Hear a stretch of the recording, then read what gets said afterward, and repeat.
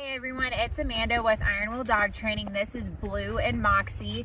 They're mini Bernedoodles from Rocky Mountain Bernedoodles, and they're getting ready to go home. They're brother and sister, and they've done very well. So this is just their video we put together for you to show you what they can do. Thanks so much.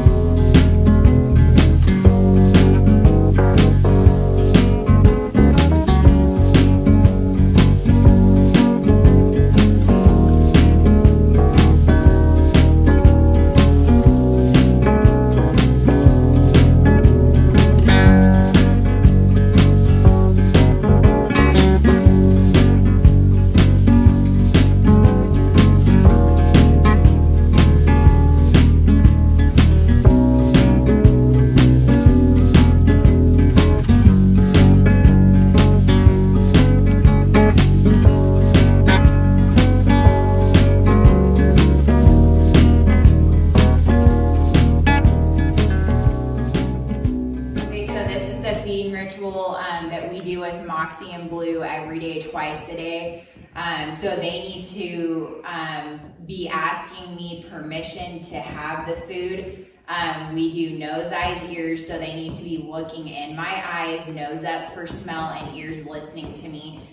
They should never just go after the food or just look at the food or the food bowl. It's very important that you get that eye contact and that they understand that you own the food, not them, and that will prevent aggression, and just keep practicing this so that it'll prevent aggression in the future. Wait.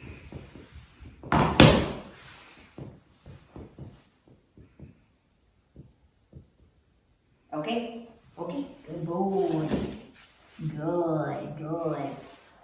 So okay is the release command. So after they do exactly what I want, just say okay, and they know that they can have the food. And petting them and everything is good. You know, we get our kids around them and pet them. So that's really good for them, and putting your hand in the food and stuff. So just keep doing this the rest of their life and you'll be set. I'm just gonna go over Blue and Moxie's crate regimen that we do with them. So their crates are over here. Moxie, down. Good. Okay. So you just, the word is kennel when you want them to go into their kennel. And that's all you need to say. Just say, you know, Blue kennel, Moxie kennel, and that's it. Don't add to that. Don't get them, you know, overly excited. Just make sure that it's always a, you know, they're in a calm state of mind. You're in a calm state of mind. I mean, it needs to be a good, positive experience, and calm experience. So just keep that in mind. Also, the bedding in here, I just do thin fleece blankets in here, because if it's thicker than that, they just get way too hot. And so just don't put too much in there, because these guys have really thick coats and it's just too much for them. You don't want them to overheat. And then I have, the only toys that I put in there are chew toys. So the antlers and these rawhide bones. So these are really good, and they can just really chew on these, and they're still teething right now. So that's, you know, really important to have in there, especially if you're going to be gone during the day. They don't really need anything in there at night, but it's mainly just for during the day if you can't take them with you anywhere or whatever. So, or if you're just hanging out and they need something to chew on. But that's it. And I mean, the door means absolutely nothing. So I leave the door open a lot so that they can just go in and out as they please, and just do whatever. But they know when I tell them to kennel, it means kennel, and until I release them to come out, then they can come out and do whatever, and if they want to go back in it, fine.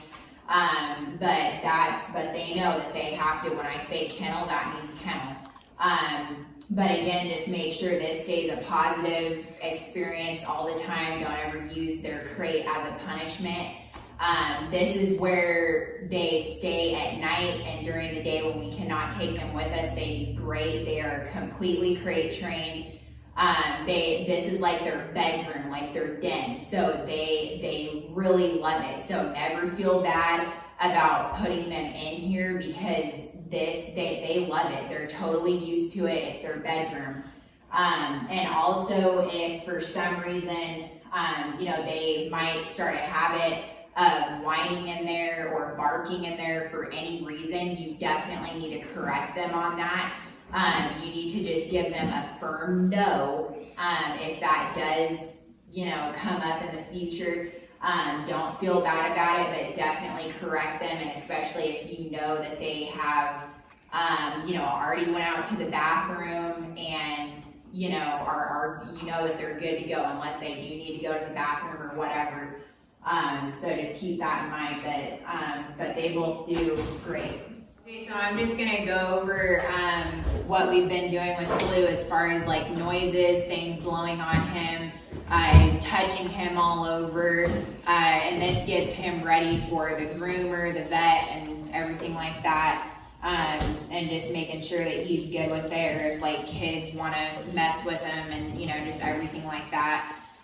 So I'm going to demonstrate that.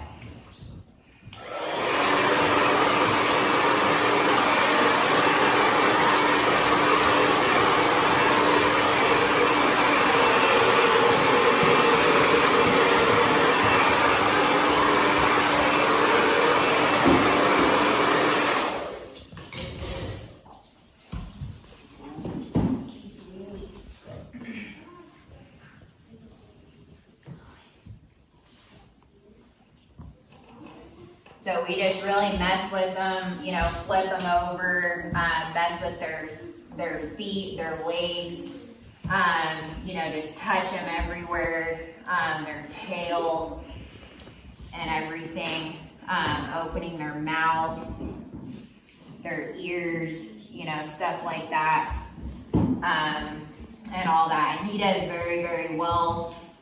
He's a pretty calm dog, really, but he's also, he's very shy, and he's got a pretty nervous, shy personality, so it just, you know, it takes him a little longer with things, but he's a very good boy, has done very well, but he definitely doesn't mind any of that stuff being done on him, so yeah.